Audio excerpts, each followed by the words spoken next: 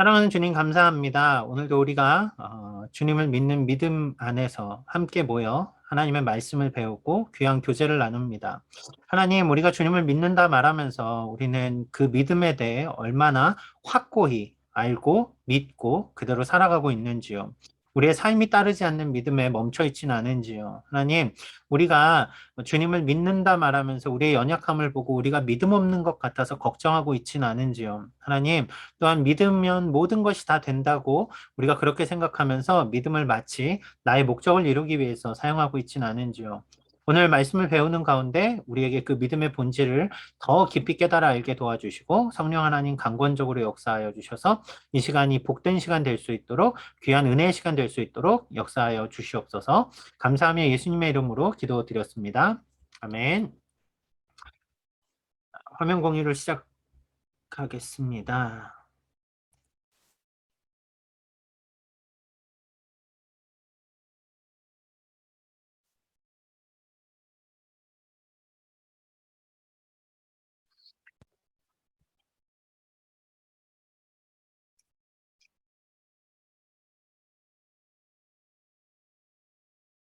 잠시만요.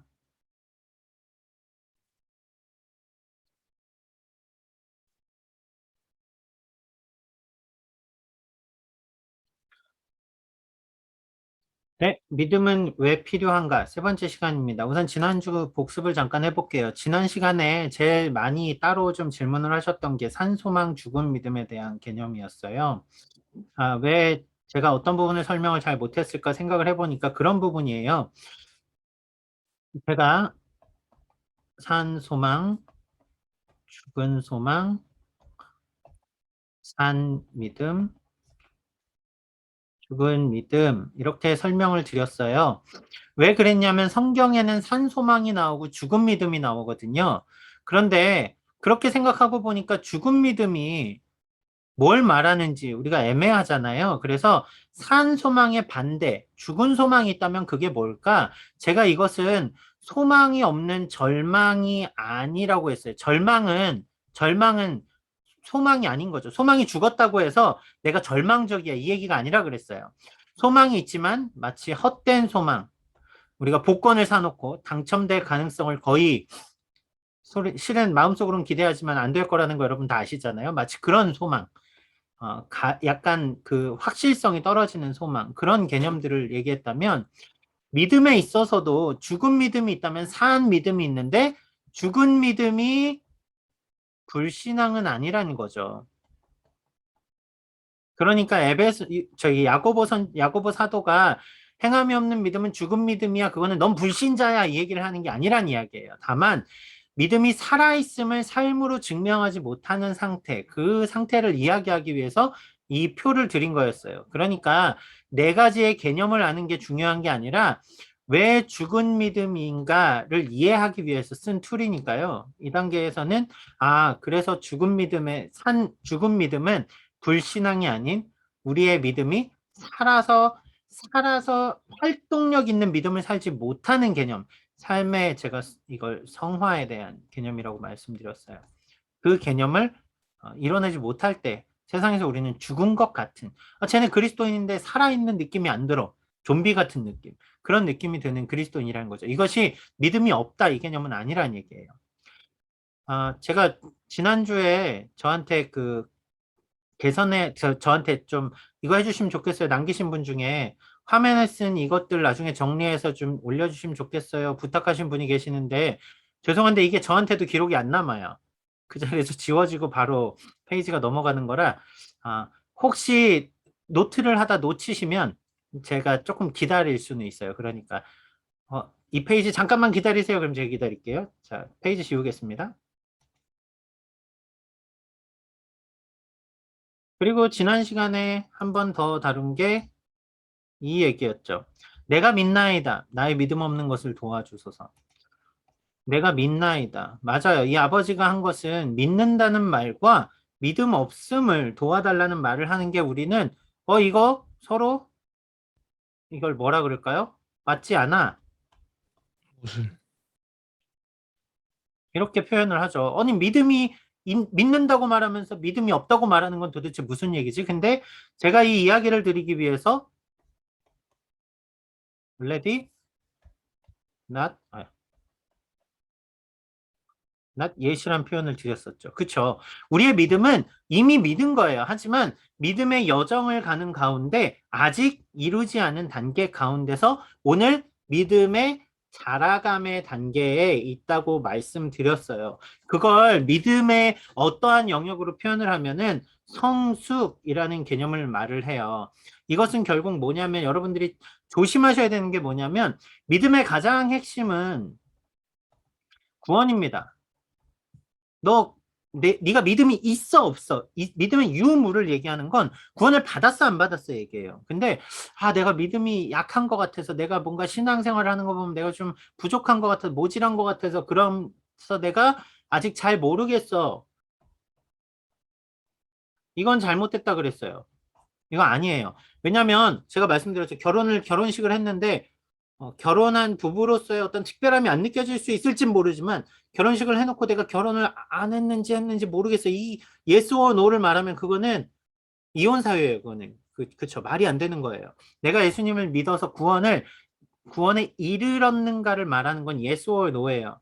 그런데 믿음의 성숙이라는 것은 그리스도인으로서 살아가는 믿음의 삶의 여정을 말한다는 거죠. 아마 이 부분이 앞으로 지금 이 시간 배울 믿음의 여정을 제대로 안 들어보셨으면 조금, 그래서 믿음이 구원받는다는 거야? 아니면 산다는 거야? 이렇게 궁금해 하실 수 있어요. 이야기를 이제 좀 풀어볼게요.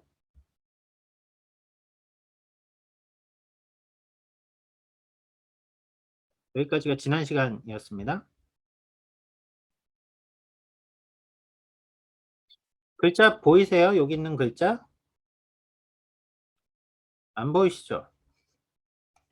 믿음의 여정에 대해서 보이시죠? 펜을 쓰면 이게 가려지네요. 다음부터 위치를 잘 잡겠습니다. 네. 지금 말하는 거를 믿음의 여정이라고 얘기했는데 실은 이걸 뭐라고 얘기하냐면 구원의 서정이라는 말을 씁니다. 계단식으로 순서가 있다라는 그런 거는 아니에요. 이게 약간 그런 느낌은 있지만 하지만 분명한 전후 문맥상의 순서들이 나옵니다. 방향성이 있다라는 이야기예요. 들어보면 이해가 되실 거예요. 우리의 제일 큰 문제는 뭐냐면 여러분 어떻게 구원받았어요? 그러면은 저 예수님 믿고 구원받았어요. 그쵸? 우린 이게 우리의 구원의 끝이라고 생각해요. 근데 실은 성경은 구원의 여정들에 대해서 아주 다양하게 또 순서대로 우리에게 알려주신다는 거죠. 그 개념에서 천천히 한번 설명을 해 보도록 하겠습니다. 이게 실은 이 공부를 하기 전에 이제 금요일 날 잠깐 다른 분들하고 했던 그 교리 교리 가운데 이제 나왔던 내용들인데요. 어쨌거나 좀 한번 정리를 해보겠습니다. 첫 번째는 소명입니다. 소명. 여러분 소명이 뭐라고 생각하세요? 일반적으로 소명 하면은 어떤 느낌이 떠오르시나요? 아까 못 찾았던 형주 간사님. 소명 이러면 뭔 것 같아요? 음, 내가 하나님께 받은 어떤 해야 하는 일 같습니다. 맞아요. 소명 받았다 그러면 신학교 가야 될 것 같죠? 그렇죠. 주로 그래요. 소명. 신학교 가면 제일 많이 물어봐요. 소명 어떻게 받았냐고. 근데 소명을 이렇게 말해보면 어떨까요? 콜링. 이 소명은 실은 우리 구원의 첫 단계입니다. 첫 번째 스텝이에요. 뭐냐면 하나님이 우리를 부르셨어요.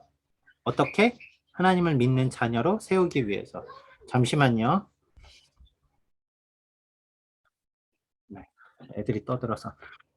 소명은 부르심입니다. 태초부터 만세 전부터 여러분들을 택하셔서 부르셨죠. 그쵸? 음, 저것만 놓으세요. 로마서 8장 30절 말씀을 보시면 소명의 개념이 뭔지 아실 거예요. 미리 정하시고 부르시고 택한 자들을 의롭게 하시고 이런 얘기들이에요. 하나님은 뭔가 액시덴탈하게 제가 믿을지 몰랐는데 제가 나를 믿는다 그러네? 그런 개념이 아니라는 거죠. 이미 우리를 선택하셨다라는 개념. 예정하셨다라고 얘기하잖아요. 예정. 그게 이 소명에서부터 나와요. 하나님이 이미 우리를 부르기로 작정하셨습니다. 우리를 부르셨어요. 그래서 죄 가운데서 구원하셨습니다. 모태신앙인데요. 맞아요. 여러분이 태어나기 전부터 하나님은 여러분을 부르시기로 작정하셨습니다. 그런데 사람마다 좀 달라요. 부르셨지만 하나님이 태어날 때부터 이미 작정을 하셨는데 어떤 사람들은 20대가 넘어서 예수님을 믿기도 하고 죽기 직전에 예수님을 믿기도 하죠. 그러니까 소명에서부터 다음 단계로 넘어가는 타이밍은 조금 시간의 격차가 있을 수 있습니다. 다음 단계로 넘어가면 중생 이렇게 보면 좀 어렵지만 이런 말은 어떠세요? 거듭남. 네. 거듭남. 이건 딱 아시겠죠? 예수님을 믿습니다 말하는 순간 우리는 예수님을 정말 나의 구세주로 믿는 고백 가운데 우리가 어떻게 돼요? 거듭나요. 두 번째 태어남을 말하는 거죠. 그렇죠. born again 했다 그러잖아요. 네. 우리의 구원은 하나님의 부르심 가운데 우리가 하나님의 부르심 가운데 하나님의 결정적인 역사하시면 딱 그 순간 우리는 주님께 주님 내가 주님을 영접합니다. 예수를 나의 구주로 믿습니다. 하는 순간 우리는 우리의 놀라운 변화가 일어나죠. 거듭납니다. 그리고 나서 우리의 죄가 보입니다. 실은 중생과 회심과 칭의와 양자까지는 동시에 일어납니다. 어떤 단계가 먼저예요? 이 얘기를 하진 않아요. 다만 거듭나면서 동시다발적으로 일어나는 행동이기 때문에 중생이 먼저 가는 게 맞습니다. 거듭나면서 어떠한 단계를 거치냐면 나의 죄에 대한 회개가 일어납니다. 구원이 제일 문제가 뭐냐면요. 한국 교회가 좀 잘못 만들어 놓은 개념이 뭐냐면 이게 그 전도 집회 같은 데서 나온 개념인데 저를 오늘 예수 믿기로 다짐하신 분들 손 드십시오 해서 막 손 들고 일어나잖아요. 그러면은 저를 따라서 기도하세요. 그리고 이렇게 베드로의 고백을 해요. 주는 그리스도시요 살아계신 하나님의 아들입니다. 뭐 영접 기도라 그러죠. 이제까지는 내가 죄인이었지만 이제 주님을 내 구주를 모십니다. 그러면서 막 박수를 쳐줘요. 축하합니다. 하나님 자녀 되셨습니다. 근데 여러분 구원은 내가 죄로부터 구원받은 거잖아요. 내 이전 상태에 대한 개념이 없으면 구원이 실은 아무 의미가 없어요. 마치 뭔가 공짜로 들어주는 보험 같은 느낌이에요. 뭐 나한테 손해볼 건 없겠네 이런 느낌. 그러니까 분명한 구원의 단계에서 일어나는 회심의 단계에서 그 중생의 거듭남의 단계에서 일어나는 건 내 죄에 대한 돌이킴이 일어나요. 죄에 대한 회개가 일어납니다. 다이나믹하게 극적으로 일어날 수도 있지만 내가 철저하게 나의 죄로 인하여서 무너질 수밖에 없는 존재였다는 것을 깨닫게 됩니다. 그리고 어떻게 돼요? 성령님의 은혜 가운데 돌이키게 되는 거죠. 그게 회심입니다. 돌이킴. 그렇게 됐을 때 우리는 하나님께서 이게 제가 첫째 시간에 설명드린 거예요. 예수 그리스도의 십자가의 은혜로 원래는 우리가 죄인인데 십자가에 우리의 죄가 모두 넘어갑니다. 그쵸? 그리고 예수님의 의가 우리한테 넘어와요. 이거를 의의 전가라고 얘기해요. 의가 완전히 우리 것이 되는 거예요. 내 죄가 완전히 예수님한테 넘어간 거예요. 그러니까 하나님 보시기에 우리는 의로운 사람, righteousness, 뭐 그런 개념, 그쵸. justification의 개념이네요. justification. 의롭다함을 입은 사람이 되는 거예요. 하나님 앞에서 더 이상 나는 죄인이 아닙니다. 이제는 하나님 앞에서 의로운 사람이 됐습니다. 우리가 또 여기까지 많이 생각해요. 왜냐면 이제 자유, 나 천국 간다, 아싸, 좋아요, 너무 좋아요. 근데 여러분 생각해 보세요. 법원에서 지난번에 누가 뭘 훔쳤었는데 기억이 안 나네요. 은지하고 주홍이었는데, 네, 은지가 뭘 훔쳤던 것 같아요. 은지가 뭘 훔쳤는데 무죄하고 나갔어요. 죄송해요, 저희 목장이 여러분 불렀네요. 은지 자매가 뭔가를 훔쳤는데 주홍자매가 대신 형을 살면서 은지자매가 나 자유하고 나왔어요. 나오면 어떤 삶을 살까요? 실은 다시 돌아가기가 쉬워요. 왜냐하면 그 습성들 때문에 그래요. 그런데 놀라운 일이 벌어집니다. 내가 죄를 짓고 죽어야 되는 사형수인데 갑자기 날 대신해서 누군가 죽겠다고 날 대신해서 실제로 죽었어요. 예수님이시죠. 그런데 우리가 그걸 보니까 예수님 앞에서 너무 죄송한데 더 놀라운 일이 벌어진 거죠. 그 예수님의 아버지, 하나님이 예수님의 그 아들과 같은 자리에 우리를 불러서 앉혀주세요. 우리를 입양해 주세요. 그렇죠? 우리는 이제는 죄를 짓고 죄가 없는 노말한 상태가 된 게 아니라 죄에서 자유함을 입었는데 거기서 더 나아가서 하나님의 자녀라는 특별한 아주 특별한 지위가 우리에게 부여됩니다. 이거를 영어로 볼 때는 sonship이라고 하죠. 자녀됨이 무엇인가? 그 특권이 무엇인가? 성경은 하나님의 백성에게 어떠한 은혜를 주시는가? 실은 우리가 죄에서 해결되는 데서 끝나는 게 아니고 우리가 하나님의 자녀가 되는 특권을 입습니다. 여기까지가 동시다발적으로 일어나요. 내가 거듭나는 것과 동시에 내가 회심을 하게 되고 회심함과 동시에 하나님의 자녀가 되며 우리가 모든 죄로부터 자유함을 얻습니다. 한국에서는 실은 이 칭의에만 걸린 그리스도인의 그 믿음의 관계, 믿음이 구원이다 말할 때 칭의까지 얘기를 많이 했어요. 실은 회심도 잘 안 건드렸어요. 칭의, 거듭남, 예수님 믿으면 죄가 다 사해지고, 여기까지 죄가 다 사해지고, 그리고 나서 갑자기 천국에 가요. 이렇게 되는 거예요. 하지만 성경에 보면 그 이후에 우리의 신분이 변합니다. 자녀가 되죠. 그 다음 단계에서부터 시작되는 여기까지가 얼레디의 개념이라면 여기부터는 오늘 우리의 삶이 시작됩니다. 구원을 이미 받은 거예요. 견인에서 보면 알겠지만 하나님이 구원받은 자녀를 끝까지 섭리하세요. 구원으로부터 벗어나지 않도록 하나님이 끝까지 인도하십니다.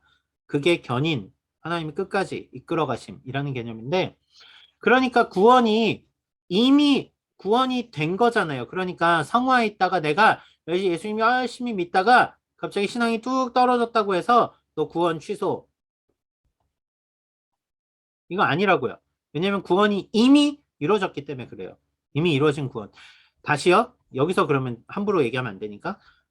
왜냐면 하나님이 우리가 넘어진 그 자리에서 다시 일으켜 세우실 것입니다. 우리가 다시 거룩의 여정을 가도록 성령님의 인도하심으로 그게 성화잖아요. 거룩하게 되어져 가는 거잖아요.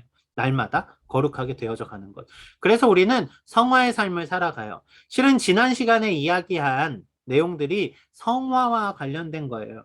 내가 믿지만 믿음이 없음을, 내가 죽은 믿음을 가지고 있는 것 같은 상태. 왜 나는 믿는데 이렇게 자꾸 넘어지지? 하는 것들. 실은 그것은 믿음이 없다가 아니고요. 믿음 가운데서 자라가는 과정 가운데 있다라는 이야기예요. 그러니까 어렵고 힘들어도 우린 그 상황 가운데 하나님을 제가 첫째 시간에 얘기했죠. 신뢰하는 믿음이라고 그랬어요. 신뢰하는 믿음. 왜요? 여러분을 보면 넘어지는 게 당연하거든요. 저도 마찬가지예요. 목사님들 얼마나 많이 넘어지는데요. 넘어지는 건 당연해요. 그런데 나로 말미암는 믿음이 아니라 내 확신, 내가 믿으니까 내가 할 수 있어라는 그 단계가 아니라 더 넘어서 예수님이 하신 그것을 붙잡는 가운데 우리는 날마다 거룩하게 됩니다. 그렇게 거룩해지는 과정 가운데 성령님이 하나님이 우리를 끝까지 섭리하시고 이끌어 가시고요.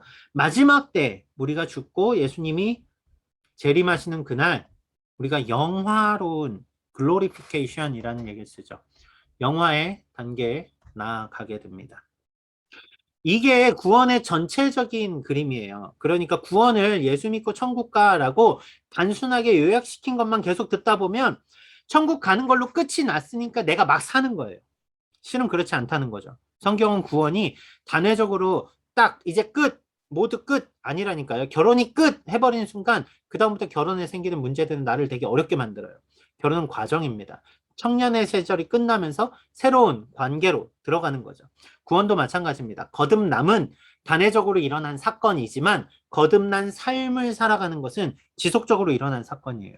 그러니까 우리의 믿음을 이야기할 때 일반적으로 이야기하는 믿음의 yes or no를 얘기할 때는 반드시 구원의 확신, 믿음의 구원의 여부에 대한 거기 때문에 우리는 예수 그리스도를 믿는 믿음 안에 구원받은 자입니다.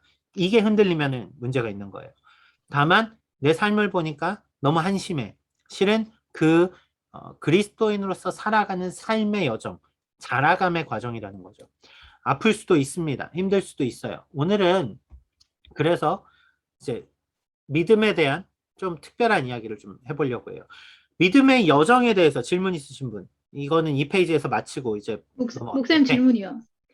지금 중생, 회심, 칭의, 양자 이 네 가지가 동시다발적으로 일어난다고 했는데 동시다발적으로 일어나지 않는 경우가 있나요? 예를 들어서 제가 어쩌면 많은 사람들이 오케이 나 구원 받았어라고 했는데 근데 회개는 잘 안 해본 것 같은데? 라고 얘기할 수 있고 혹시 성화의 과정 가운데 회개가 일어날 수도 있지 않을까요?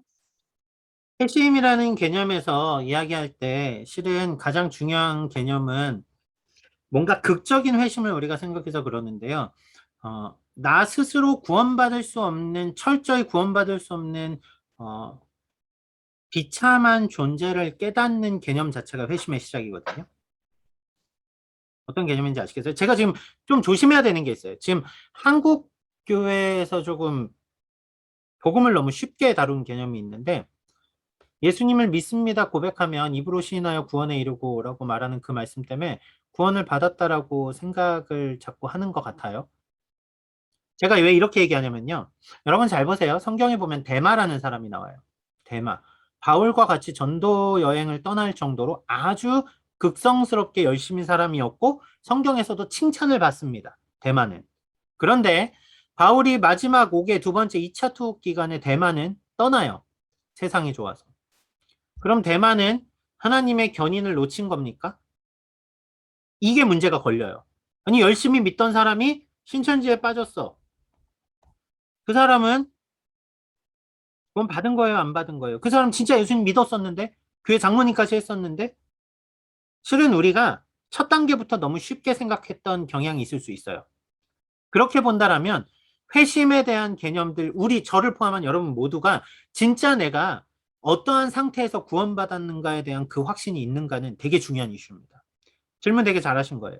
만약에 그렇다면 누군가가 구원을 받았다라고 우리는 얘기할 수 없지만 본인이 구원을 받았는지에 대해서는 확실히 알 수 있고 알아야 되는 거네요. 그것도 실은 조심해야 되는 거야. 제가 첫 시간에 얘기했잖아요. 확신으로서의 믿음. 내가 믿어. 내가 확신해. 실은 나에게 확신이 있는 것도 어느 순간 되면 넘어지거든요, 분명히. 그러니까 되게 어려워요. 실은 이번 시간 말고 다음 시간에 믿음이 선물로 주어졌다는 이야기를 할 거예요. 이게 우리의 단독 사역이 아니라 그래요. 그러니까 제가 조심하자는 건 여러분 구원 안 받을 수도 있어요. 이 얘기를 하는 게 아니에요. 우리가 구원받은 하나님의 자녀라는 것을 성경을 통해 과연 우리는 얼마나 확신 있는 구원의 단계에 지금 붙잡고 있는가를 볼 때 어찌 보면 우리가 구원에 대해서 깊이 생각하지 않았을 수 있다라는 거죠. 그러니까 함부로 너는 구원받았어 안 받았어 이 얘기는 우리가 할 얘기가 아니에요. 정확히 말하면. 다만 성경이 구원의 과정들에서 명확하게 이야기를 하고 있는데 우리가 그냥 쉽게 마치 그 클럽에 가입하듯이 사인했고 내가 등록했어라는 그걸로 구원받았다라고 생각하고 있다라면 구원의 첫 단계부터 우리는 실은 아주 진지하게 말씀 앞에서 다시 살펴볼 필요가 있다라고 얘기하는 거예요. 왜 그런가 하면 이게 한국교회의 가장 고질적인 문제였기 때문에 그래요. 그냥 성도 수를 늘리는 데에 자꾸 초점을 두다 보니까 물론 이건 부흥으로 나온 결과였어요. 부흥이 있었으니까. 진짜 막 놀라운 회심이 일어났으니까. 1907년 평양대부흥 운동의 시발점은 성경을 배우는 가운데서 사람들의 죄 고백이에요. 막 그 자리가 진짜 지옥같이 느껴졌다 그러거든요. 왜냐하면 사람들의 죄가 다 쏟아져 나와요. 그런데 그 죄가 쏟아져 나오는 가운데 성령의 강권적인 역사심이 있고 나니까 그 지역이 다 변해요. 평양이 원래 술집으로 기생으로 유명한 동네였는데 그 동네에 감옥에 가는 사람이 아무도 없고요. 그 지역에 그쵸 술 파는 주막들이 다 없어지고요. 성령의 충만하심으로 거듭나는 극적인 그 리바이벌에 대한 개념들이 있기 때문에 실은 성경이 말하는 그게 그거구나 우리가 캐치할 수 있어요. 근데 모든 것이 그렇게 극단적으로만 나타나진 않는다라는 거죠. 성경 가운데도. 그렇기 때문에 우리가 구원에 대한 과정을 왜 필요로 할까? 실은 믿음형 천국가 이 단순화가 우리를 믿는다라고 착각하게 만든 개념들이 있을 수 있다는 얘기예요. 그건 좀 조심히 스스로가 그러니까 성경이 얘기하죠. 믿음을 확증하라고. 내가 날마다 저는 지금 제가 신대원 가고 나서 목사 안수 받고 나서 복음에 대해서 되게 묵상을 많이 하거든요. 복음은 되게 단순한 진리예요. 예수님이 날 위해 죽으셨고 십자가에 죽으셨고 부활하셨습니다. 그런데 왜 그 주제가 제가 오늘까지 저한테 영향을 주냐면 제가 날마다 복음을 묵상할 때마다 제 구원의 은혜가 느껴지기 때문에 그래요. 그런 의미에서의 구원의 여정은 여러분들이 제가 여러분들 구원 안 받았을지 몰라요 이 얘기가 아니고요. 내가 구원받은 것이 어떠한 은혜로 받았는가를 명확히 하는 것이 중요하다고요. 성경이 왜 그것을 말하는가를 분명히 깨달아 딱 그 구원에 흔들림 없는 yes or no에선 더 이상 흔들리지 않는 그 구원의 단계 실은 그것이 성령의 은혜 가운데 우리가 자연스럽게 받아들여집니다. 갑자기 들으셔서 되게 구원이 단계가 하나가 아니었네 헷갈리실 수 있어요. 하지만 어, 성경의 구원의 과정들 가운데 나타나는 모든 것들을 본다라면 회심도 분명히 내 상태에 대한 변화가 거듭난다라는 게 분명히 거듭났잖아요. 여러분들 거듭나셨죠? 그 말은 내가 뭐로부터 거듭났는지가 명확하게 모르는 사람에게는 일어날 수 없는 일이에요. 그렇잖아요. 내가 죄가 없는데 내 죄가 심각하지 않은데 내가 죽는 게 지금 나랑 별 상관없는데 근데 가면은 나중에 좋은 데 간다니까? 그럼 여기 틱 해야지? 이 정도를 우리가 믿음이라고 말하는 건 아니겠죠. 안 되겠죠. 그런 개념은. 어쨌거나 이 여정에 대해서는 한 번쯤 기억해 놓으시면 여러분들이 묵상하는 가운데 말씀을 보는 가운데 이것이 성화에 대한 말씀이구나. 이것이 부르심에 대한 말씀이구나. 이런 것들이 좀 더 깊게 다가오게 됩니다. 다른 질문 있으시면 주셔도 됩니다. 오경원 선생님 질문 많이 하셔도 되니까 질문 더 있으면 하셔도 돼요. 선생님, 아까 전에 네. 말씀하신 부분에서 네. 자기 객관화가 굉장히 중요하다고 저는 들은 것 같은데, 음. 그 자기 객관화를 할 수 있는 어떤 기준이나 우리 스스로 판단할 수 있는 그런 매개체가 있을까요? 말씀이나 기도를 통해서도 할 수 있지만 좀 더 객관적으로 할 수 있는 부분이 있을까요? 되게 어려운 말이에요, 실은. 제가 왜 어렵다고 하냐면요. 어, 우리가 그 객관화가 주관적인 게 객관화되어서 내가 확실히 믿구나라는 거를 캐치하는 게 우리는 대부분 어디서 시작하냐면 그래서 내가 믿었어로 넘어가게 돼요, 일반적으로. 내가 어떠한 과정을 통해서 믿게 되었어. 근데 성경은 더 정확히 어떻게 말하냐면요. 성령을 통해서 믿어지게 되었어요, 실은. 그 개념이 믿음의 되게 중요한 원리거든요. 제가 첫 시간에 그 얘기 드린 것 같은데 제가 전에 한번 그런 예를 들었는데 한번 이런 예를 들어볼게요. 사람이 죽어가요. 다 지금 이제 앞으로 2주밖에 안 남았어요. 우리 모두 2주밖에 안 남았는데 갑자기 진 목사님이 오셔서 이 병에 드는 특효약이라고 해서 약을 2알 주셨어요. 이거 먹으면 살아. 꼭 먹어. 주셨어요. 근데 의심할 수도 있겠죠. 목사님 이거 병원에서 주는 약 외에는 먹으면 안 되는데 먹을까 말까 고민할 수 있는데 약을 먹었어요. 살았어요. 근데 여러분 그러면은 여러분들이 뭐라고 얘기할 것 같아요? 내가 진 목사님이 주신 그 약 때문에 살았어. 그 약 때문에 살았어요. 그 약 때문에. 내가 그 약을 먹었더니 살게 됐어.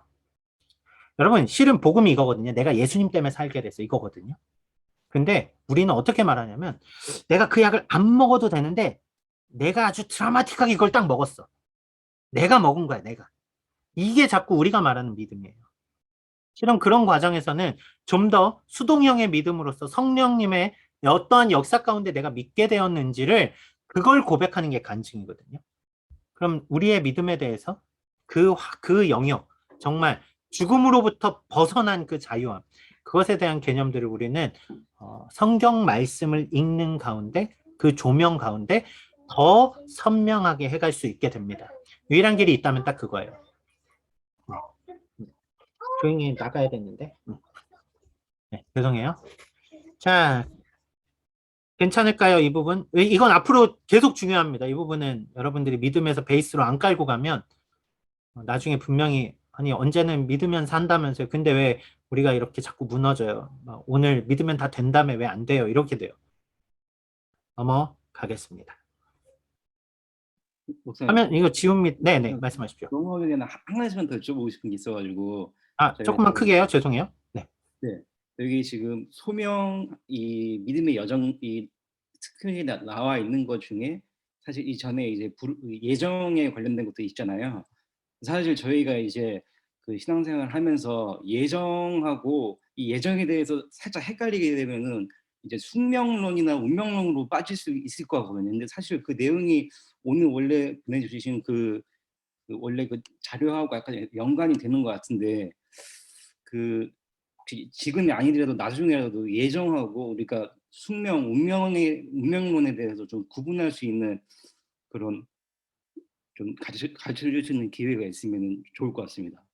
가볍게 설명을 드릴게요. 예정은 실은 장로교, 지금 중앙교회 오기 전에 다른 교회 다니실 때 장로교를 안 다니셨으면 예정이란 말을 거의 안 들으세요. 장로교 교리거든요. 근데 예정이라는, 한국은 장로교가 대세기 때문에 한국 교단 1, 2, 3위가 다 장로교예요. 그래가지고 대부분 장로교회를 다니셨을 텐데, 예정이 뭘까요? 예정은 실은 그거거든요. 하나님이 날 때부터 구원하기로 작정하셨어.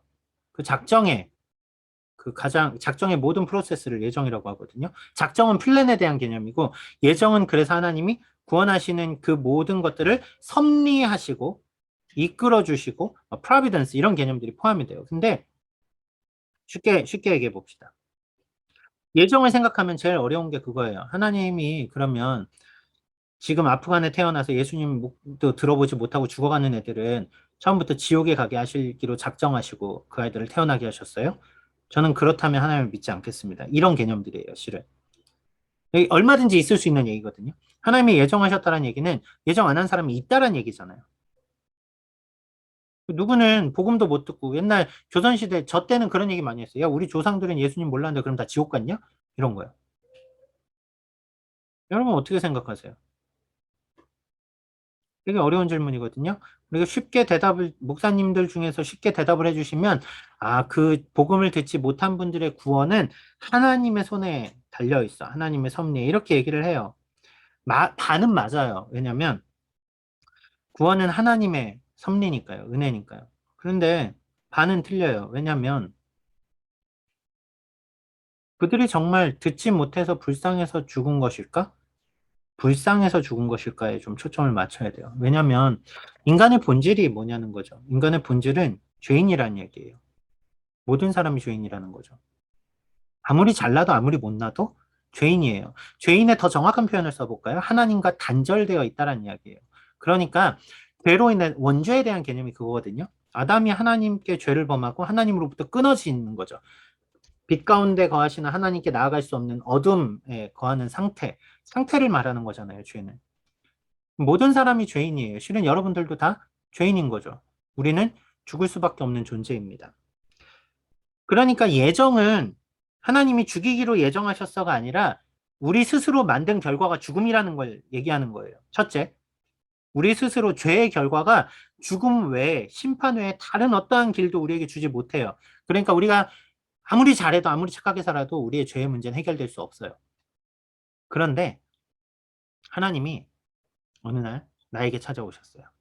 그리고 예수님을 나의 구주로 믿어지게 만들어 주셨어요. 내가 지금 돌이켜서 보니 제가 아까 얘기했죠. 내가 믿은 게 아니야.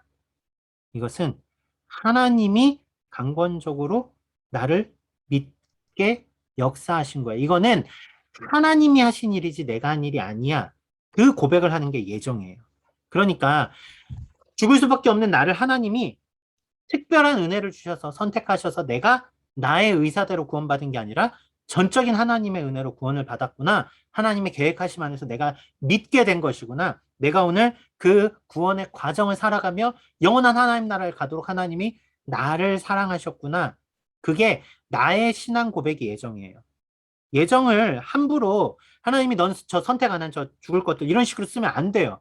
하나님이 그렇게 하지도 않으셨을 뿐더러 모든 인간의 죄에 대한 문제는 인간으로부터 나온 것이지 하나님이 그들을 버리신 개념이 아니라고요. 그 버려진, 아니 정확히 하면 하나님 배신하고 떠난 인간 때문에 아들까지 내어주신 하나님을 어떻게 그렇게 편협하세요? 이렇게 얘기할 수 있냐는 거죠.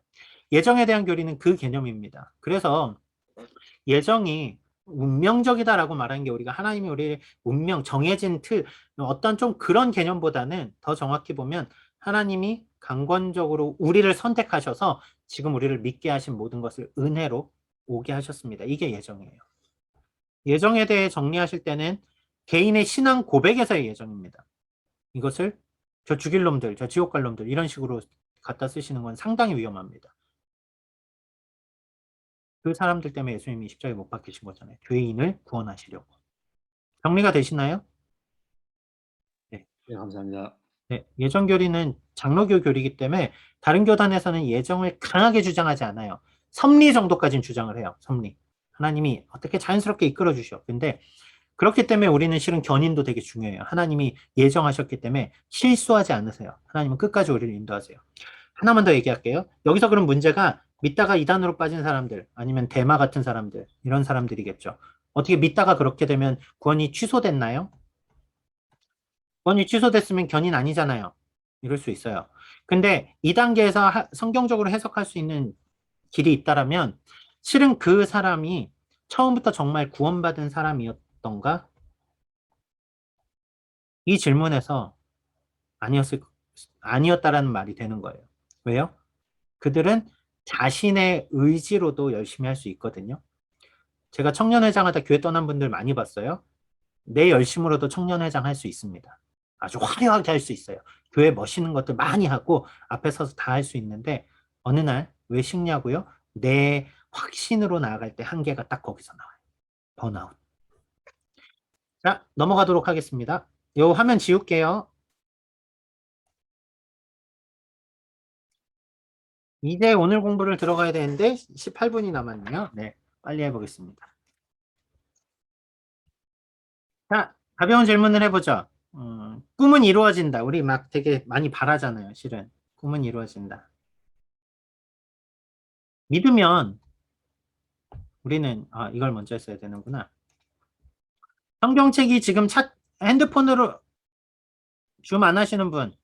네, 주원 간사님, 마가복음 9장 22절, 23절 좀 찾아주세요.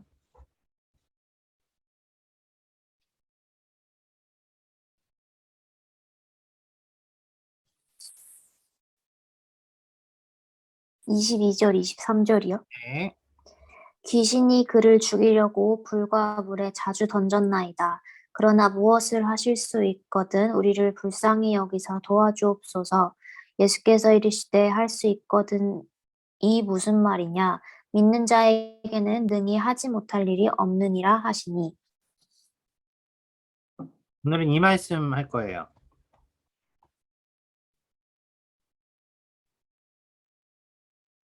자, 믿음이 구원과 연결된다는 개념 우리가 알았어요. 그런데 성경에 보니까 예수님이 믿음이 있는 사람은 능치 못함이 없대요.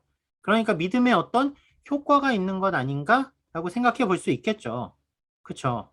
자, 개인의 경험을 한번 물어보겠습니다. 제가 랜덤하게 여쭤볼게요. 박목 간사님 맞죠? 네.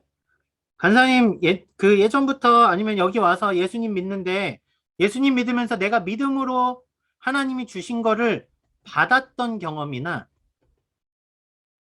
응답 말하는 거예요, 응답. 혹은 기도했는데 못 받았던 경험. 둘 중에 아무거나 하나 생각나는 거. 받은 거면은 결혼한 거죠. 그쵸. 큰 거 받으셨네. 네. 간사님 옆에 있어야 되는데, 이런 거 들어야 되는데, 결혼이 하나님의 응답이라고.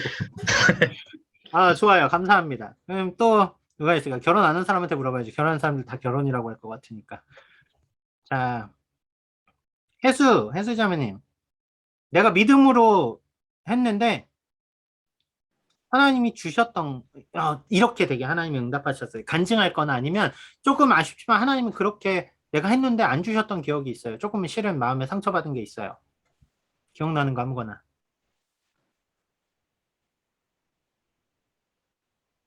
두 분 다 여쭤볼 거예요. 다 생각해 놓고 계세요.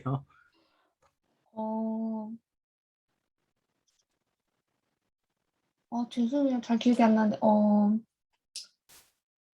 엄청 그냥 작은 건데, 응. 그냥 이렇게 뭐 날마다 기도하잖아요. 응. 그러면 일 갈 때, 회사에서 너무 싫은 사람 있는데, 오늘은 그 사람이랑 잘 지내게 해주세요. 그렇게 하면, 그런 걸 이렇게 들어주시더라고요, 하나님이. 그럼 그때 정말 감사하고, 그 사람하고 그 사람 떠나게 해주세요는 기도 안 해봤어요? 네, 그 사람 절대 떠나지 않더라고요. 그래서, 아, 그쵸. 아, 떠나지 네. 않아요. 근데 잘 지내게 해주세요 했더니, 네, 하나님이, 그날 음, 하루 좀 순탄하고, 그런데 또 음, 반면 내가 만약에 그렇게 기도하지 못하거나 음, 했을 때는, 안 좋은 일이 일어나고, 그런 일들을 많이 겪는 것 같아요. 음, 맞아요, 맞아요. 아, 제가 아까 처음에 착각했던 제니자매, 혹시 믿음에 나눌 만한 간증이나 혹은 저는 실은 좀 그렇게 기도했었는데 아쉬웠어요. 하나님이 안 주셨어서. 뭐 이런 거. 저는 사실 가장 그냥 큰 거지. 여기 호주 생활에서 생각하면 영주권이죠. 음, 그래서 그걸로 많이 기도했고 또 주셨고 그래서 음, 굉장히 아주 좋은 예예요. 지금 기도하고 있는데 아직 못 받으신 분들 계시죠? 왜 나는? 근데 또 받은 분들 보면 실제로 맞아요. 그게 되게 힘들게 했었는데, 받고 보니 하나님의 은혜이다. 맞아요. 한 분만 더 여쭤볼까요?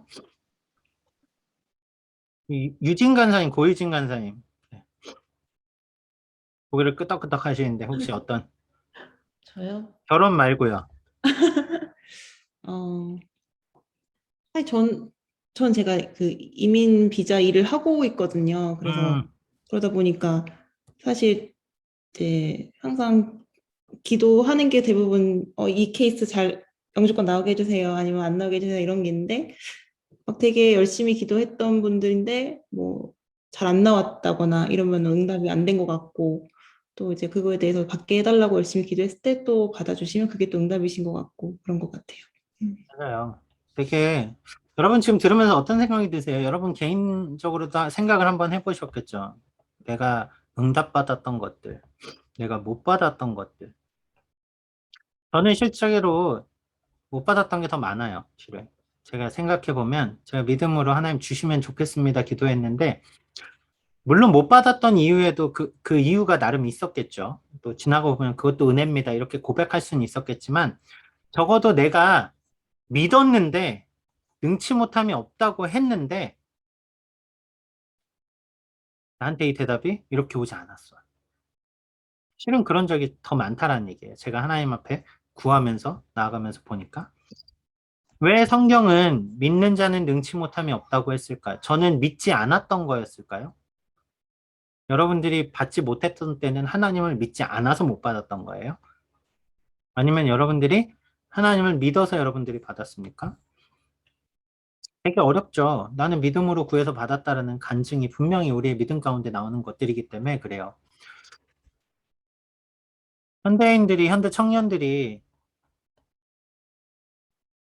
왜 기도하지 않을까요? 같은 노진준 목사님의 책, 회복하라는 책에 나오는 이야기인데, 기도의 능력을 확신하지 못하기 때문에 그렇다 그래요. 왜냐면 내가 기도했는데 주신 것보다 안 주신 게 더 많거든. 실은. 기도는 능력이라고 말했는데. 실은 그 개념과 아주 밀접하게 닿죠. 믿는 자들과 능치 못하면 없는. 오늘 이 이야기를 좀 풀어내 볼게요. 어렵지는 않은 이야기지만 정확하게 정리되지 않으면 뭔가 우리가 기복신앙으로 빠지기 아주 좋은 구절입니다. 지울게요, 하면. 자, 욥기 8장 7절에 이런 말씀이 나옵니다. 내 시작은 미약하였으나 내 나중은 심히 창대하리라. 본 적 있으시죠?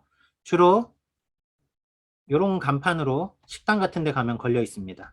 예수님 믿는 분들. 그쵸? 창대하리라. 맞아요. 많이 걸려 있어요. 이거 만든 분 무슨 의도로 만드셨을까? 저 궁금해요. 제가 신학하기 전에는 이게 너무 멋있어 보이는 말씀이었는데 신학하는 1학년 때 이 말씀이 왕창 깨졌죠. 여러분, 이 말씀 많이 보셨죠? 이 세상 사람들도 좋아해요. 내 나중은 심히 창대할 것이다. 뭔가 되게 멋있, 멋있다고 해야 될까요? 뭔가 복받는 그 기대감. 근데 성경은 여러분 중요한 게 있어요. 문맥을 보고 살펴야 됩니다. 특히 신약은 더 그래요. 왜 문맥을 보고 살펴야, 구약도 마찬가지예요. 특히라고 하기도 그렇네요. 신약은 더 그런데요. 한 예를 들어볼까요? 여러분 방언을 사모하라 들어본 적 있으세요? 이거 아마 고린도전서 14장인가 16장에 나올 거예요. 14장 정도 될 것 같은데 방언을 사모하라라는 말씀이 있어요. 그래서 방언을 받는 것을 사모해야 된다라고 막 한국교회에서 많이 가르쳤거든요. 방언 받아야지 그 하나님의 뜨거운 은사를 경험할 수 있다고. 근데 여러분 제가 이렇게 그냥 빈말하면 안 믿어오니까 말씀을 한번 찾아서 읽어드릴게요.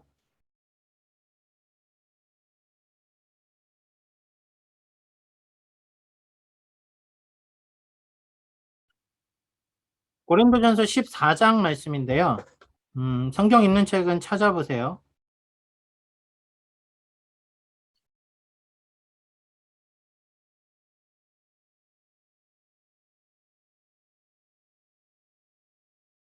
사 장 5절 말씀이거든요. 14장 5절. 이렇게 나와요. 나는 너희가 다 방언 말하기를 원하나 특별히 예언하기를 원하노라. 만일 방언 말하는 자가 통역하여 교회의 덕을 세우지 아니하면 예언하는 자만 못하느니라. 그러면서 뒤에 뭐같이 나오냐면요. 10절에요. 이같이 세상에 소리의 종류가 많으나 뜻없는 소리는 없나니. 그러면서 교회에서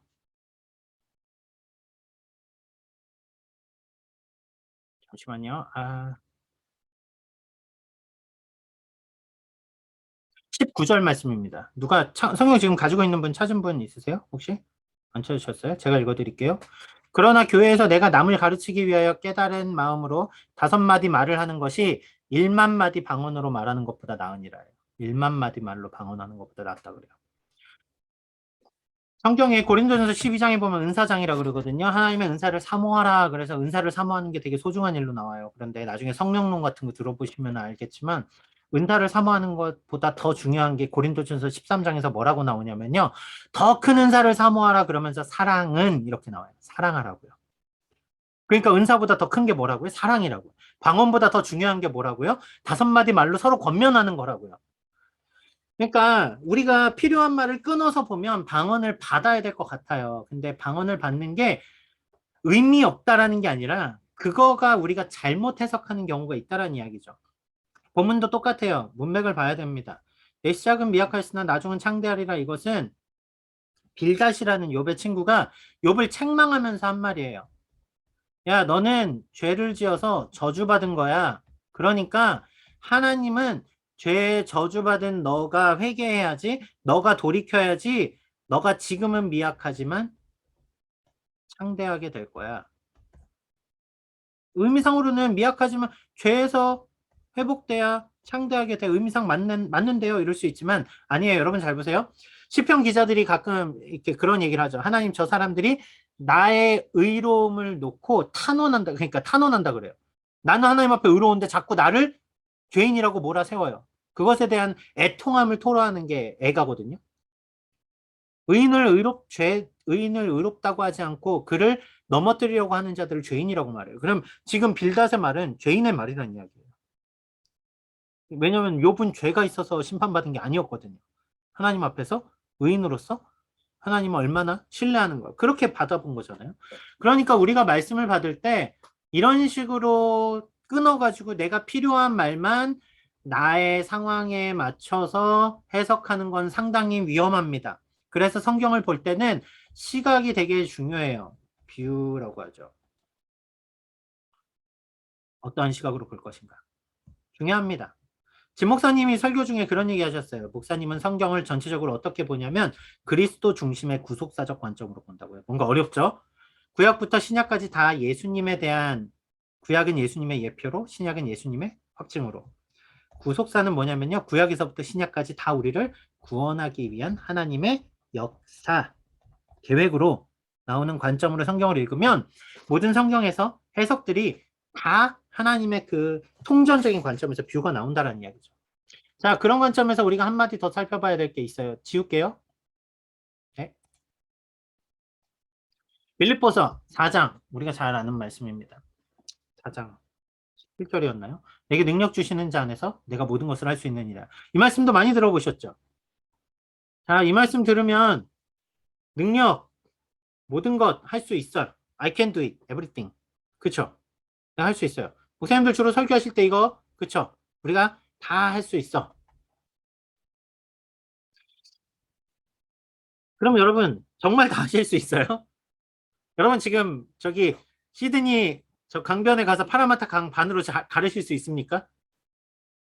아니면은 블루마운틴 산을 여기서 옮겨서 저 센트럴 코스트 쪽에 옮기실 수 있으세요? 나중에 작은 믿음 큰 믿음 얘기하겠지만 우리 능력 주시면 다 할 수 있다고 하는데 왜 못해요, 여러분? 여러분 진짜 능력 없으시네. 제가 이러면 되게 이상하죠. 근데 이렇게 큰 일을 말할 땐 뭔가 그쵸, 말이 안 맞아 보이는데 교회 건축할 때 이런 얘기 많이 해요, 실은. 교회 건축할 때 우리 하나님 능력 주시면 다 할 수 있다고. 우리가 지금 교회 건축하는데 뭐 50만 불 있어야 된다. 50만 불 너무 적나요? 500만 불 갑시다. 500만 불 있어야 되는데 우리 교회가 지금 10만 불 있어. 못하지. 세상에선 못한다 그래. 근데 하나님이 능력 주시면 우리가 할 수 있어. 보통 이렇게 얘기하거든요. 그럼 반대하시는 분들이 하나둘씩 교회를 떠나게 돼요. 왜냐면 아니 그래도 어떻게 10만 불 갖고 50배가 넘는 공사를 하신다 그래요. 말이 안 되지. 그러면 뭐라고 말하냐면 믿음 없는 양반. 정말 믿음 없는 거예요? 교회를 그러면은 교회는 무조건 건축이 돼야 믿음이 있는 겁니까? 아니요, 그렇지 않아요. 모든 것을 하지 못하는 것은 믿음이 없기 때문이 아니란 이야기예요. 능력 주시면 모든 것을 할 수 있다? 여러분, 말씀을 도식화하면 안 돼요. 말씀은 제가 앞에서 얘기했잖아요. 그리스도 중심적 구속사적 관점 이런 거. 왜냐면 어느 한 부분만 보고 이거다 하고 그것만 내 신앙에 막 접목하면 이단으로 빠지기 딱 좋습니다. 왜요? 성경이 모든 전체적인 면을 다 말하거든요. 빌립보서 말씀은 무슨 얘기냐면요. 바울이 감옥에 갇혀 있어요. 그런데도 바울이 기뻐해요. 왜냐하면 하나님이 내 안에 그 구원의 능력을 주시니까 내가 모든 상황에서도 비천에 처해도 그 부유함에 처해도 내가 날마다 감사할 수 있어요. 그리스도 안에서 내게 능력 주시는 그분 때문에 내가 모든 것을 이기고도 남는 은혜, 그 삶을 사는 것을 고백하는 게 이 말씀이거든요. 근데 우리는 갔다가 딱딱 갖다 써요. 하나님 못 하실 것 같아? 여러분 이 이야기는 뭐냐면요. 하나님이 못 하시는 게 아니라 여러분 하나님은 무능력하지 않으시잖아요. 하나님은 능력 있으세요. 교회를 왜 못 지으시겠어요? 하나님이 없는 하루만에라도 빈 땅에 다 지으실 수 있죠. 저는 하나님이 그러실 수 있다고 생각해요. 하나님 그거 좀 어려울 것 같나요? 하나님이 500만 불 끌어오는 거 좀 어려울 것 같나요? 그러지 않잖아요. 우리는 그걸 의심하지 않아요. 하나님의 능력을 의심하는 게 아니라 이것이 하나님의 섭리 안에 혹은 하나님이 이것을 이루어 가시는 의지의 문제 아닐까요? 이것이 왜 필요할까? 우리의 의지인지 하나님의 뜻인지 어떻게 구분할 건데요? 실은 그게 어렵다고요. 교회만 지면 다 하나님 뜻이래요? 그거 되게 위험해요. 제가 좀 너무 극단적으로 말씀드려서 죄송해요. 왜냐면 나중에라도 교회 건축할 때 제 얘기를 들어서 당신 하나님입니까? 뭐 이런 식으로 따지시면 안 돼요. 그 얘기를 하는 건 아닌데 분명한 건 뭐냐면 우리가 말씀을 함부로 해석하지 않아야 된다는 거고요. 좀 이따 다시 살펴볼게요. 할 수 있거든. 실은 오늘 본문에서 그 이야기가 나오거든요. 하나님 능력 있으실까 없으실까 이 의심에 대한 이야기가 나오거든요. 자, 이제 결론과 같은 이야기로 넘어갑시다. 얼마 얘기하지도 않았는데 시간이 다 지나갔어요. 오늘 한 10분 정도만 조금 딜레이 될 것 같네요. 죄송해요. 오늘 지난주에 이어서 귀신 들린 아들을 때문에 고민하는 아버지의 외침이 있죠. 예수님 할 수 있거든 뭐라도 좀 해주십시오. 예수님이 할 수 있거든이 무슨 말이냐. 능력 주신 자 내가 믿는 자에게 능치 못함이 없는 일을 이렇게 얘기하시거든요. 할 수 있거든 이라고 묻는 거는 아버지가 예수님의 능력을 의심해서 물어본 게 아니에요. 여러분 예수님 혹시 하실 수 있어요? 하실 수 없어요? 예를 들어서 해볼게요. 제 딸이 저한테 와서 아빠 할 수 있으면 저녁에 나랑 같이 게임해 주세요. 이런다고 얘기해 볼게요. 그러면 여러분 잘 보세요. 제 딸이 제가 게임을 할 수 있는 지적인 능력이 안 될까 봐 물어보는 거예요? 아니잖아요. 제가 다 할 수 있다는 걸 알아요. 하지만 왜 물어본 거예요? 하실 수 있는 아빠가 그 할 수 있는 그 시간이 되는지 물어보는 거잖아요. 아빠의 의사를 물어본 거잖아요.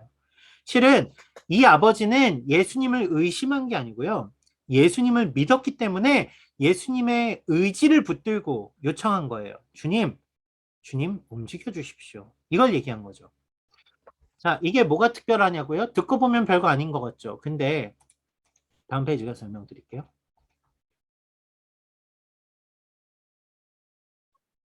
우리는 믿음을 이야기하면서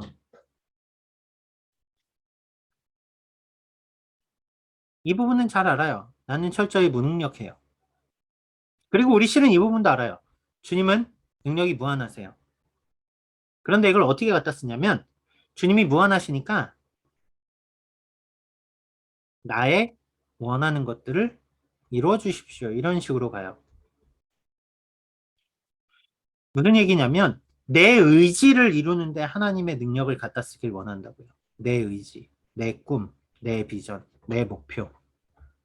근데 예수님은 뭐라고 말씀하셨죠? 하나님의 나라가 임하옵시고 아버지의 뜻이 하늘에서와 같이 땅에서 임하옵시며. 하나님이 못하시는 개념이 아니고요. 하나님이 모든 것을 하실 수 있다라면 우리의 믿음은 모든 걸 할 수 있는 하나님이니까 알라딘 램프처럼 문지를 때마다 내가 능력 있게 할 수 있게 해주세요. 이걸 말하는 개념이 아니고요. 예수님이 믿는 자에게 능치 못함이 없다라는 이야기는 내가 너무나 무능력하기 때문에 주님을 의지하고 하나님의 이루실 그 뜻을 이루어가 주시기를 바라보는 게 그 믿음의 본질이라고요. 하나님의 뜻을 이루는 것. 여러분, 그러면 왜 기도해요? 내가 기도 안 해도 하나님 뜻 이루실 거잖아요. 그렇게 질문할 수 있어요. 그런데 그렇지 않아요. 왜요? 내가 기도할 수 이건 나중에 기도라는 강의를 한번 따로 해보든가 할게요. 근데 하나님이 나의 하나님이시기 때문에 다음 페이지에서 얘기해도 되겠네요. 다음 페이지에서 얘기할게요. 주님이 하실 수 있기 때문에 주님의 의지를 우리가 구합니다. 실은 이 개념이거든요. 믿는 자에게 능치 못함이 없다라는 개념은. 자, 그 이야기를 이렇게 풀면 좋을 것 같습니다. 할 수 있거든이 무슨 말이냐? 믿는 자에게 능치 못함이 없다. 주님께서 모든 것을 하실 수 있는 주님임을 우리가 알아요. 그런데 우리가 그분의 능력을 믿는다고 말하면 우리가 구하는 것은 주님의 의지 가운데서 이것이 이루어지기를, 주님의 뜻 안에서 이루어지기를 구하는 게 더 맞는 목적이잖아요. 그러면 우리가 구하는 게 좀 더 본질적으로 얘기하죠. 내 원하는 그것이 돼서 안 됩니다. 내 원하는 그것이 되면 안 됩니다. 이야기를 하는 게 아니라 결정적으로 우리가 믿음으로 구하는 게 뭐가 돼야 되는 거예요? 주님의 뜻이 무엇인지를 구하는 게 돼야 되는 거 아니에요? 그쵸? 여러분, 제가 이야기를 왜 드리는가 잘 생각해 보세요. 여러분이 믿음으로 구해서 기도했는데 죽어가던 사람이 살았어요. 기적이죠? 여러분, 그것은 믿음으로 구했기 때문에 믿음으로 구한 가운데 하나님이 주신 능력이 맞습니다. 그리고 저는 그것이 간증 가운데 저도 막 마음의 도전을 받아요. 그럼 반대로 얘기해 볼까요? 절에 가서 열심히 불공을 드렸더니 암에서 나은 분들이 있거든요. 그럼 그분은 뭐야? 여러분, 현상을 놓고 믿음을 말하면 안 된다는 이야기예요. 현상은 있을 수도 있고 없을 수도 있어요. 그리고 우리는 있을 수도 있고 없을 수도 있는 그것 때문에 목매니까 문제인 거예요. 이 말씀을 왜 주셨냐고요? 예수님의 능력, 이 예수님이니까 가능한 거죠. 예수님이 당연하죠. 예수님이니까 가능하죠. 그런데 그 예수님이 그 말씀을 오늘 우리에게 왜 주셨냐고요? 주님이 우리에게 그 믿음으로 구하는 것을 주시기 위해서 해주신 말씀 아니에요? 뭘 주셨어요? 오늘 내가 부자 되는 거요? 오늘 내가 잘 사는 거요? 그거보다 좀 더 중요한 얘기 아닐까요? 부자 되는 것보다, 잘 사는 것보다 정말 중요한 얘기. 내가 비참한 존재였는데 제가 앞에서 말씀드린 거예요. 주님이 그 작은 게 아니라 정말 놀라운 구원의 역사를 이루어 주시기 위해서 믿음으로 구하는 자들마다 구원의 은혜를 주신 거 아니에요? 그러니까 믿음으로 구하는 것은 우리가 구원받은 자녀가 믿음 안에서 어떠한 모든 것이 가능함을 느낄 수 있는 건 구원의 은혜가 우리 안에 있기 때문이라는 이야기예요. 제가 여러분들 그렇게 말씀을 한번 드려볼게요. 실은 제가 하나님께 기도했는데 안 들어주신 게 더 많아요. 저는 그래요. 제가 믿음이 없는 걸까요? 저도 많이 고민했죠. 제가 목사의 아들인데 하나님 왜 제 기도를 안 들어주시나요? 제가 신대원 가고도 제 기도 많이 했어요. 근데 안 들어주신 것도 있어요. 많이 있어요. 근데 저는 그것 때문에 힘들지 않아요. 왜냐면 안 주시는 게 하나님의 선한 뜻이 맞기 때문에 그래요. 여러분, 하나님이 선하시잖아요. 하나님이 모든 것을 다 아시잖아요. 하나님이 모든 능력을 갖고 계시잖아요. 그러면 믿는 자에게, 하나님을 나의 아버지로 믿는 자에게 뭐가 문제냐고요. 그 하나님이 우리에게 가장 좋은 걸 주실 텐데요. 그러니까 믿음이란 거는 믿는 자에게 능치 못함이 없다라는 것은 우리가 그 불가능에서, 저주의 자리에서 놀라운 구원의 은혜로 옮겨졌기 때문에 우리가 마음껏 하나님의 자녀로서 살아갈 수 있는 것, 그것이 바로 우리에게 주신 능력 아니냐는 거죠. 결론을 맺겠습니다. 우리는 지금 실은 믿음의 능력을 이야기하면 1차적으로 적용을 합니다. 내가 원하는 그것을 이루어주길 원하는 것, 내가 원하는 것이 이루어지는 것, 그게 우리의 믿음이라고 착각할 때가 많아요. 그런데 앞에 말씀, 뒤에 말씀 같이 볼게요. 내게 능력 주시는 자 안에서 내가 모든 것을 할 수 있고 믿는 자에게 능치 못함이 없다라고 우리가 고백할 수 있는 이유는 내가 필요한 그거를 딱 내가 원하는 그 시간에 얻을 수 있는 마법 램프를 가져서 그런 게 아니라요. 죽음과 부활을 통해 확증된 예수 그리스도의 은혜와 사랑이 우리 안에 가득하기 때문에 우리는 모든 걸 할 수 있다고 고백하는 자들이라는 얘기예요. 이 말씀은, 특히 빌립보서 말씀은 고난 가운데 쓰여진 말씀입니다. 옥중에서. 성도들도 힘들었어요. 고난 가운데 사람들이 점점 미워하고 박해하기 시작합니다. 그런데 왜 그렇게 은혜가 돼요? 믿음이 있으니까. 믿음 때문에. 우리의 삶은 그래서 예수님의 피로 가치 있는 삶으로 바뀌게 된 것이라는 거죠. 그게 바로 믿음의 본질입니다. 자, 오늘은 여기까지. 질문 있으시면 말씀해 주시고요. 다음 주에는 아까 질문 누가 하셨었죠? 믿음은 우리가 어떻게 믿는지 알 수 있냐고요? 믿음은 우리로 시작되는 게 아니라 선물로 받아지는 개념으로 시작됩니다. 에베소서 말씀으로 다음 주에 같이 찾아볼게요. 질문 있는 분들 2분 정도 시간이 있고요. 제가 채팅방에 오늘의 설문 링크를 보내드리겠습니다. 목사님, 제가 네. 짧게 질문할 건데 제가 잘 설명할 수 있을지 모르겠어요. 네. 마가복음 9장 23절에서 22절과 23절에서 저는 이거를 믿음의 포인트로 봤을 때 목사님의 1번에선 할 수 있거든의 포인트에서 저는 이거를 보기 전에 말씀 묵상할 때 이 배경이 지금 이미 예수님의 제자들이 고치려고 했는데 안 고쳐졌고, 그리고 이 아버지는 오랫동안 날 때부터 이 아이가 이렇게 귀신 들렸었고, 그래서 예수님께 anything, 아무거나라도 조금 해주세요라는 무언가 되게 간절한, 예수님 아무거나 좀 해주세요라는 포인트로 저는 그걸 봤고, 그래서 예수님은 아무거나라니 나는 모든 것을 할 수 있다라는 그런 포인트로 본다면 그냥 저는 그냥 그렇게 봤어요. 그래서 이거를 내가 모든 것을 할 수 있고, 그리고 그 중에서 나는 너 아이들을 고쳐주겠다. 아버지의 포인트는 그냥 anything, 아무거나 하나님 그냥 아무거나 좀 보여주세요.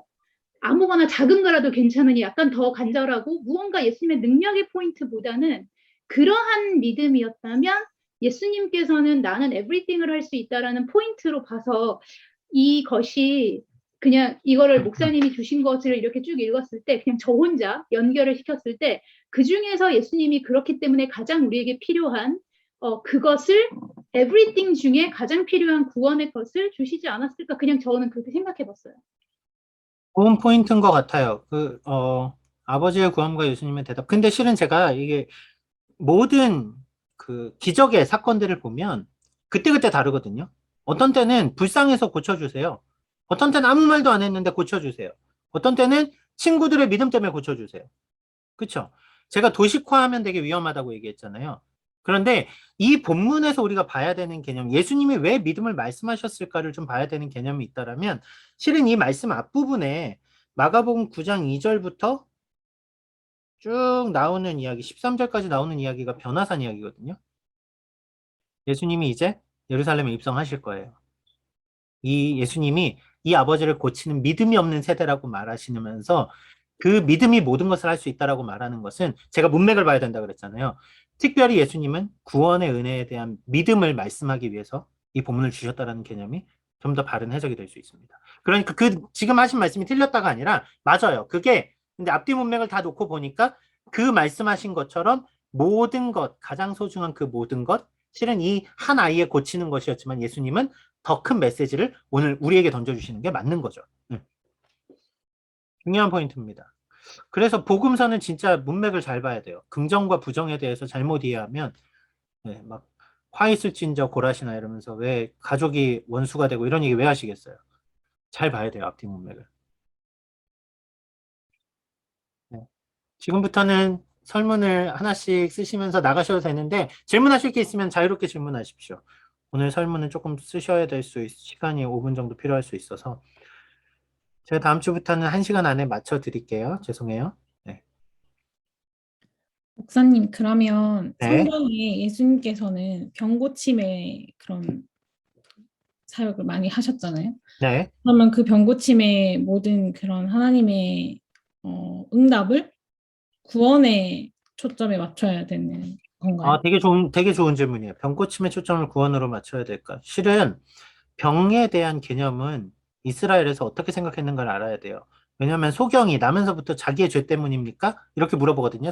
바리새인들이 와서 제가 소경된 이유가 저 사람의 죄 때문입니까? 뭐 이렇게 물어봐요. 근데 예수님이 하나님의 영광을 나타내기 위해서라고 말씀해 주세요. 잘 보세요. 이스라엘 사람들은 환자들, 아픈 사람들, 병자들은 다 하나님 앞에 죄를 져서 벌 받은 거예요.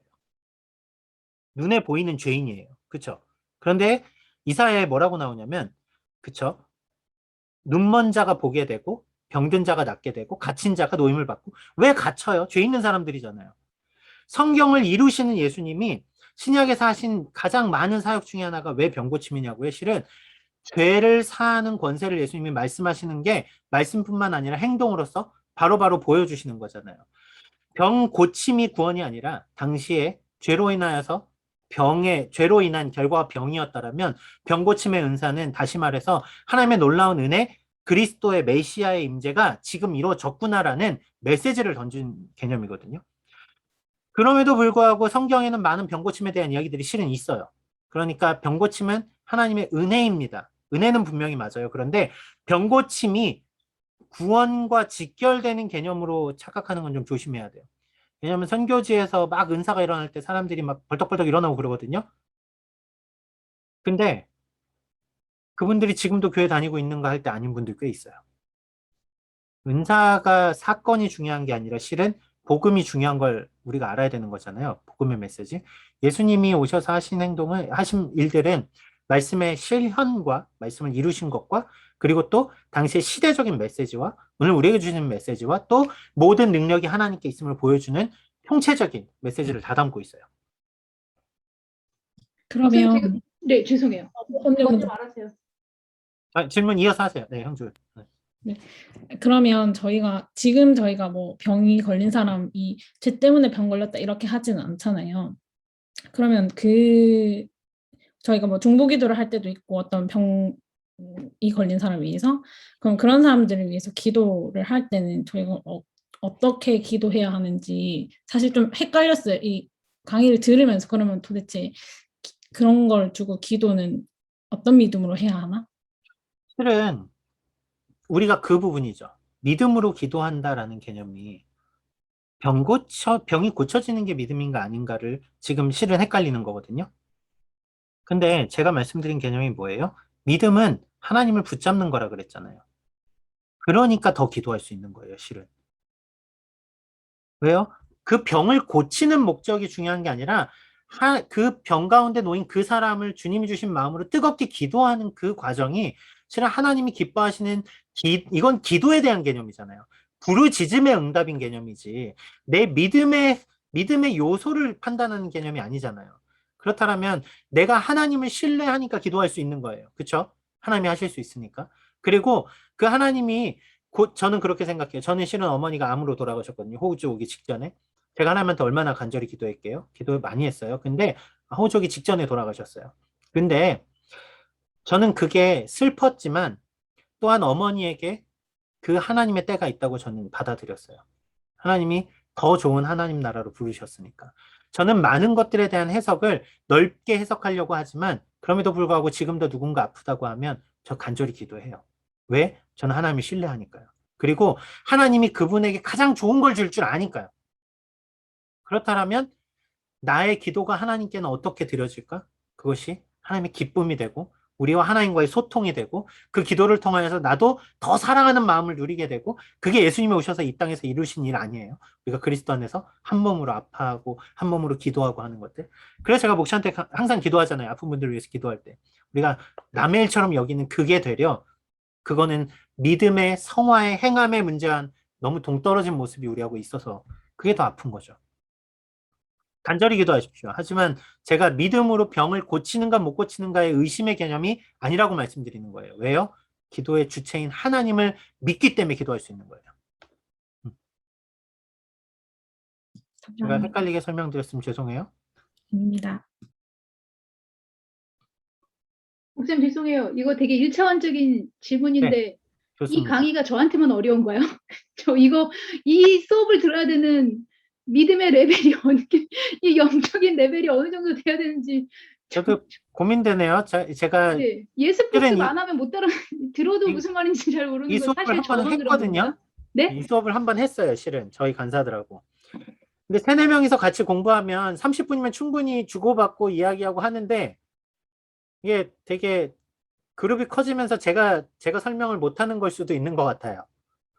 어려우시면 그래서 저한테 좀 확실하게 얘기해 주시면 돼요. 근데 간단하게만 잠깐 설명을 드리면 첫째 우리가 한국 교회는 특히 한국 성도님들은 특히 저를 포함해서 저도 목사 아들로 되게 오래 살았으니까 믿음을 잘못 이해하는 게 너무 많아요. 그래서 제가 이 책을 좋아했던 이유는 이 목사님이 전혀 고민하지 않았던 그 부분을 굳이 질문을 해서 한번 꽈요. 그러니까 믿음을 의심하라가 제목이에요. 믿음을 의심하라고. 근데 의심하는 가운데서 아하 하는 포인트가 생기면 그게 우리가 놓쳤던 믿음의 포인트라는 거죠. 실은 첫 번째 과에서 제가 말씀드리고 싶었던 건 하나예요. 우리는 우리가 아는 걸 믿는다고 생각하거나 내가 열심히 하는 걸로 보여주는 걸로 우리의 확신을 믿음으로 착각하는데 예수님이 하신 그 일을 붙드는 게 믿음이라는 거예요. 두 번째 과는 제가 말씀드렸죠. 우리가 믿는 여정 가운데 왜 죽은 믿음으로 사냐면 우리가 진정한 믿음에 살아있음을 우리가 느끼지 못함 때문 아닐까? 성화에 하나님의 성령의 강건적인 역사하심이 그러니까 우리는 여전히 연약하니까 주님 붙들어 주십시오 해야 되는 게 우리 믿음이라는 얘기예요. 근데 자꾸 사람들은 착각하죠. 내가 믿음이 연약하면 구원을 못 받은 것처럼 착각하는 거예요. 오늘 한 이야기는 그래서 믿음이 있다고 좀 생각했더니 내가 하는 게 다 될 줄 알았는데 안 돼요. 믿음이 그게 아니라고 얘기하는 거예요. 믿음은 그 주님을 신뢰하기 때문에 마음껏 주님께 아뢰 수 있는 것. 그게 믿음이라고 얘기하는 거예요. 이렇게 하면 되게 쉬운 문제인데 그걸 굳이 어렵게 설명하는 개념도 있어요. 말씀드린 것처럼 한번 정리하시고 나면은 나중에 누군가 특히 청년들이 질문할 때 이렇게 뭔가 이렇게 좀 되게 그 질문 애매하게 하는 것들이 있거든요. 그럴 때 배운 게 생각나시기를 저는 기도하겠습니다. 죄송해요. 제가 어렵게 말을 안 하려고 하는데 자꾸 이게 신학을 하고 나서 사람이 나쁜 버릇이에요. 자꾸 어려운 말을 쓰나 봐요. 아동부에서는 어렵게 안 하는데 죄송해요. 목사님, 저 네네. 질문이 있는데, 근데 네. 저도 진짜 밤새죠. 너무, 이게 정말 1차원적일 수도 있고, 사람들 다 이해했는데 저만 이해를 못한 걸 수도 있는데, 아까 소명 그거 얘기하실 때, 아프가니스탄 사람들은 예수님 못 믿으니까, 그러면은 죄를 지었나, 아니면은 하나님이 돌보시지 않으시나, 이런 얘기를 하셨잖아요. 근데 막 그렇게 이제 우리는 되게 잘 믿었는데 어쩔 수 없이 안 믿는 사람들에 대해서는 우리가 어떻게 생각을 해야 되나요? 아주 중요한 포인트인데요. 실은 그 사람들에 대한 하나님의 마음이 무엇일까 생각해 보자는 거죠. 하나님은 그들이 구원받기를 원하시거든요. 그럼 그들을 위해 우리가 하나님의 자녀이고 우리가 하나님의 말씀을 믿었고 구원받은 자녀라면 우리가 그들을 향한 어떤 마음을 가져야 될까가 숙제예요. 그게 선교예요. 우리가 믿는 거에 안주하고 있으면 이곳이 좋사오니 이렇게 살거든요. 그런데 믿지 않는 자들을 보면서 제가 왜 그 얘기하는지 알아요. 그 사람들 너무 불쌍하잖아요. 그냥 죽으면. 복음도 못 들어봤는데. 그런데 문제는 아무도 안 가요. 주님이 저는 제가 터키 갔을 때 그 일한 분 만났거든요. 상호간사님도 알겠지만. 갑자기 하나님이 자고 있는데 꿈에서 알려주셔서 누구 집에 찾아가라고 해서 갔는데 그 빨간 거 걸려있는 집에 딱 갔는데 거기서 성경을 줘서 예수님 믿게 된 이런 일. 저는 지금도 하나님이 다 하실 수 있다고 믿어요. 근데 하나님은 우리를 통해 복음이 온 세상에 전파되기를 원하신다라면 우리가 오늘 해야 될 소명이 무엇인가는 이거는 그리스도인으로서의 사명이겠죠. 사명이 무엇인가라는 데서 우리는 답을 찾아야 됩니다. 하나님은 그들을 버리신 게 아니라 그들에게 우리가 가기를 원하신다라는 거예요. 네, 목사님, 말씀하십시오. 그 죄송해요. 손 드신 분 먼저 할게요. 죄송해요. 해랑. 저는 그냥 목사님 혹시 오늘 이거 리코딩 한 이 강의 보내주실 수 있나 싶어서. 공개적으로는 제가 개인적으로 보내드릴게요. 앞에서 제가 감사합니다. 광고를 드리긴 했는데 강의 8번 듣는 중에 2번까지는 제가 영상을 드릴게요. 혹시 너무 어려우시다면. 네. 네. 감사합니다. 제가 다 드릴 수는 없고. 네. 영상을 드리면 성경 공부할 때 영상을 찍어서 영상을 한두 번 드리다 보면 나중엔 영상만 받고 안 오시는 분들이 계세요. 그래서 그래요. 네. 제가 뭐 아까워서 그런 거 아닙니다. 네, 저는 여러분들과 함께 하는 게 좋아서 그래요. 네, 저기 누구셨죠?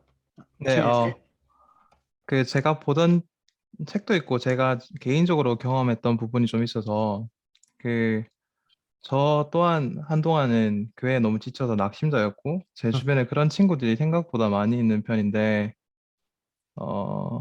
이제 하나님 당신께 실망했습니다라는 책을 봤을 때도 그 책에서도 이제 저 같은 그런 부류의 사람들이 많이 나오더라고요. 개인적으로 많이 공감했었고 이제 그런 사람들이 이제 모르겠습니다. 이 주제랑 정확하게 맞는지 모르겠지만 믿음에 관해서 이제 하나님에 관한 믿음을 많이 잃어버린 사람들이라고 생각이 들거든요. 저 또한 그랬었고 그래서 이거를 회복하기까지가 참 힘들었고 이거를 회복을 하려면 그런 사람들 다시 교회로 인도를 하려면 어떤 방법이 좋을지가 참 매번 고민이거든요. 왜냐하면 그 친구들이 워낙 신실했던 친구들이었고 또 이 교회에서 받은 상처로 인해서 좀 이제 많이 교회를 떠났기 때문에 이런 부분을 좀 갈등을 완화시키고 좀 회복시킬 수 있는 방안이 있을까가 많이 저한테는 과제거든요. 개인적으로는 항상. 어려워요. 어려운 주제인데요. 왜냐하면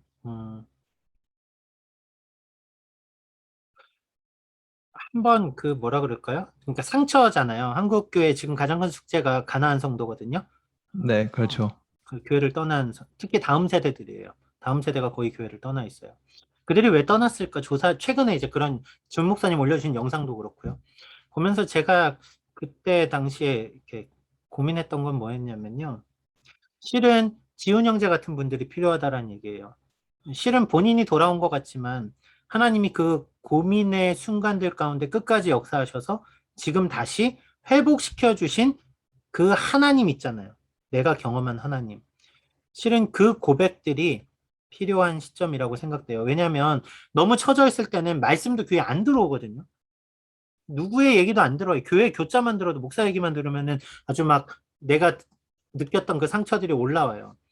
조금 마음이 열린다면 목회자들과 만날 수 있도록 제가 뭐 그런 그룹이 있다면 성경 공부를 해줄 수도 있어요. 실은 그런 거는 교회가 다른 교회 성도한테 성경 공부를 하는 건 실은 옳은 방법은 아니에요. 그거는 그 교회 공동체에 대한 목양에 대한 개념이기 때문에. 근데 교회를 떠나 있는데 조금 이런 좀 아픔, 상처 때문에 고민되는데 일반적으로는 실은 그렇거든요. 하나님이 싫은 게 아니라 사람이 싫어지거든요. 교회라는 공동체 자체가 되게 썩어 보여요. 그래서 실은 그 상처를 갖고 어느 교회를 가도 교회에 아픈 것들만 보여요. 교회를 옮기면 옮길수록 더 아파요. 교회는 다 썩었어, 그러면. 그때 가서. 그러니까 그 전에 본인이 회복된 내가 만난 하나님을 실은 이때 간증이 참 중요한 것 같아요. 내가 만난 하나님을 전하는 것. 두 번째는 같이 말씀을 그래도 나누려고 시도할 수 있다라면 나누어 보는 거. 왜냐하면 결국 회복은 말씀 안에서 일어나요. 제가 그게 복음의 능력이라고 믿어요.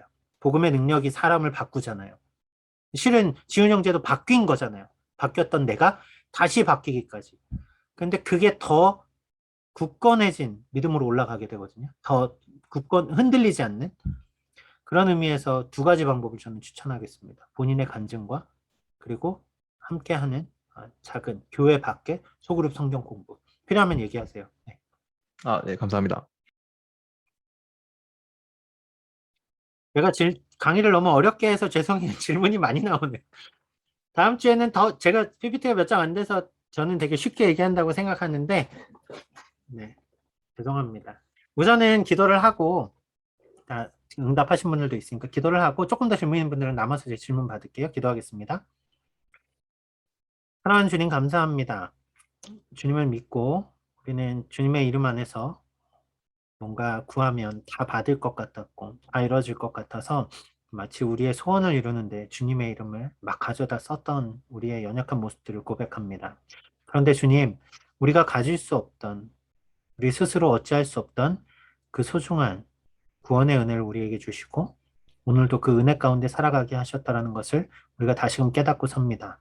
하나님 말씀 안에서 우리가 더 주님을 온전히 붙들게 하여 주시고 신뢰하게 하여 주시고 그 능력으로 오늘을 살아갈 수 있는 모든 것을 넉넉히 감당하는 소망의 사람들 될 수 있도록 주님 도와주시옵소서. 감사하며 예수님의 이름으로 기도드렸습니다. 아멘.